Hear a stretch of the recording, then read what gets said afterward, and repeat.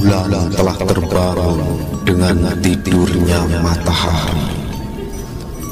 Cahaya telah dipatahkan. Mantra pun telah dimulai.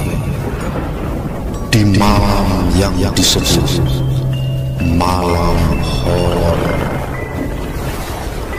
Dan cerita pun akan dimulai.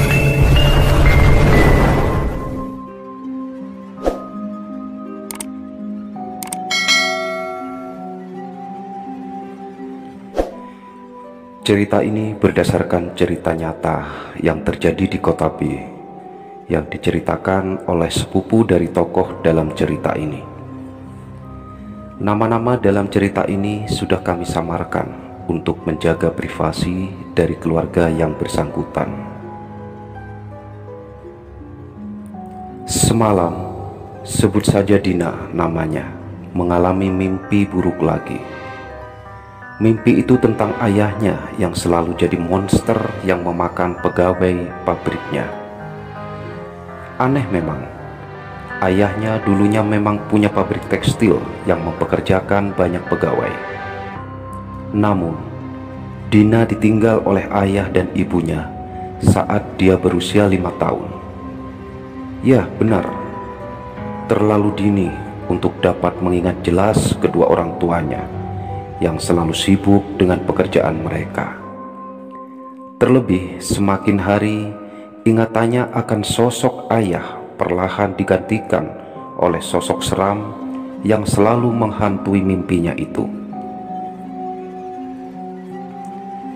Selain ditinggal oleh kedua orang tuanya, usia 5 tahun itu juga menjadi waktu terakhirnya bisa berbicara dan berjalan. Seketika orang tuanya meninggal di tempat karena kecelakaan. Dan Dina pun yang saat itu sedang bermain bersama temannya tiba-tiba jatuh tersungkur dan Dina jadi lumpuh serta bisu. Sekarang usianya sudah 12 tahun. Artinya sudah 7 tahun lebih Dina berusaha menerima keadaannya yang menyedihkan ini.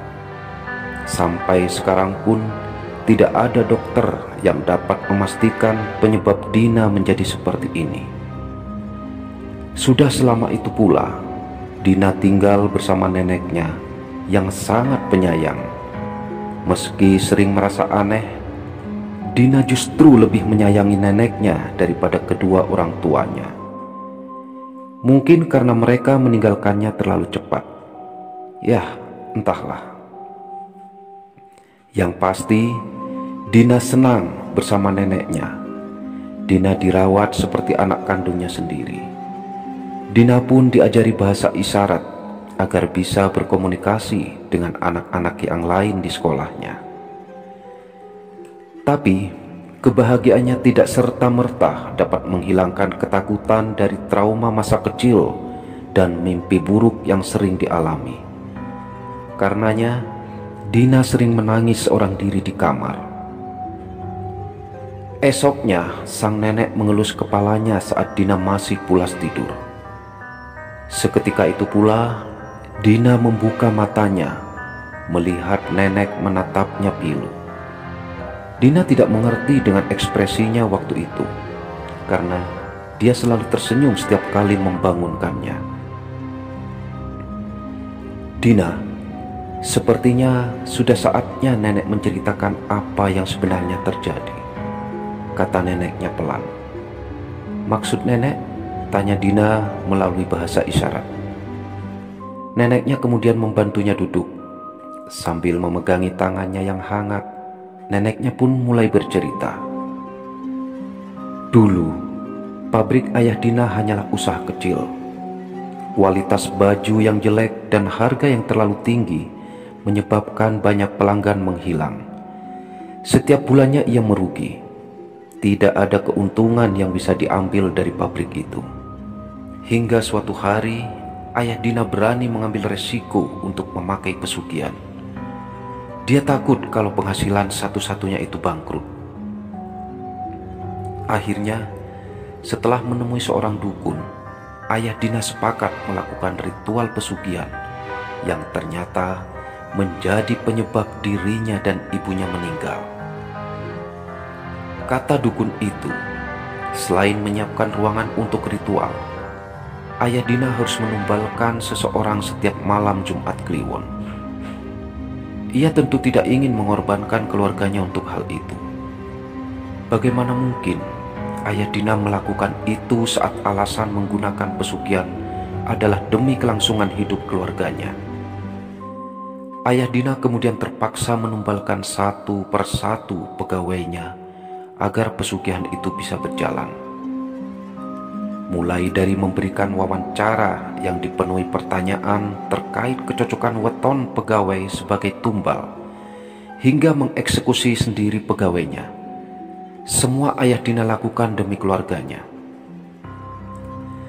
Pabrik ayahnya semakin ramai pelanggan setelah itu. Dengan keuntungan yang bertambah, pabrik Ayah Dina juga mampu membuka lapangan kerja yang lebih luas. Alhasil, pegawainya semakin bertambah banyak. Hal itu juga menjadi pertanda baik bagi Ayah Dina, karena ia akan lebih leluasa memilih tumbalnya. Mulanya tidak ada satupun pegawai yang mencurigai pesugihan yang dilakukan ayahnya. Namun, suatu hari ada seorang pegawai yang membuat semua rencana ayahnya berantakan. Pada malam Jumat Kliwon, ia sedang menyekap seorang pegawai yang sudah dipilih untuk menjadi tumbal di gudang. Saat ia mau mengeksekusi pegawai di depannya itu, tiba-tiba terdengar suara di belakang pintu. Saat Ayah Dina membuka pintu, ia melihat seseorang berlari keluar dari pabrik. Sekilas ia melihat seseorang yang berlari itu. Selesai sudah, ayahnya tertangkap basah melakukan pesugihan oleh pegawainya yang bernama Saliman. Karena takut ketahuan oleh pegawai lain, ayahnya terpaksa mendatangi dukun yang dulu pernah membantunya. Ia ingin membunuh Saliman agar bisa tutup mulut dengan apa yang sudah dilihatnya di gudang. Dukun itu pun mengabulkan permintaan ayahnya. Saliman meninggal dengan penyakit yang tidak jelas 2 hari kemudian. Namun, cerita itu belum berakhir. Untuk kali ini, Ayah Dina lalai dan tidak mengindahkan peringatan yang seharusnya ia dengarkan. Sehari setelah Saliman meninggal, istrinya datang ke pabrik milik Ayah Dina. Ia berdiri di tengah pabrik dan berkata sumpah serapah kepada ayahnya. "Dasar manusia biadab, terkutuklah kau dan keluargamu atas semua pegawai yang sudah kau tumbalkan untuk pesugihanmu. Aku bersumpah atas kematianmu. Ingat, kesengsaraanmu tidak akan berhenti pada dirimu saja. Aku juga bersumpah anakmu akan cacat seumur hidup." Istri Saliman mengucapkan kalimat itu keras-keras di hadapan semua pegawai yang sibuk bekerja di bagian masing-masing. Ayah Dina hanya menertawakan perkataan itu. Memang, perkataan itu tidak mempengaruhi ayahnya, tetapi justru pegawai pabrik lain. Sejak kejadian itu, banyak pegawai yang mengambil cuti dan berakhir tidak bekerja lagi. Mereka percaya dengan perkataan istri Saliman dan takut dijadikan tumbal. Hal itu tentu mempengaruhi kinerja pabrik. Semakin hari, produk yang dihasilkan semakin berkurang. Keuntungan pabrik juga semakin menyusut. Yang lebih parah lagi, kemerosotan itu mempengaruhi ritual pesugihan ayahnya. Ia tidak bisa lagi memperdaya pegawainya untuk dijadikan tumbal. Ayahnya jadi frustasi dan sering uring-uringan. Ibunya yang selama ini menjadi penenang juga sudah tidak mempan lagi. Hingga suatu hari, saat mereka menuju dukun langganannya, mereka tewas kecelakaan akibat ayahnya terlibat argumen pedas dengan ibunya saat menyetir. Kemudian neneknya mengambilkan Dina segelas air putih. Dina perlahan meneguknya sampai habis. Akhirnya Dina tahu penyebab kondisinya yang seperti ini. Sekarang Dina bisa tidur tenang tanpa memimpikan ayahnya sebagai sosok yang seram.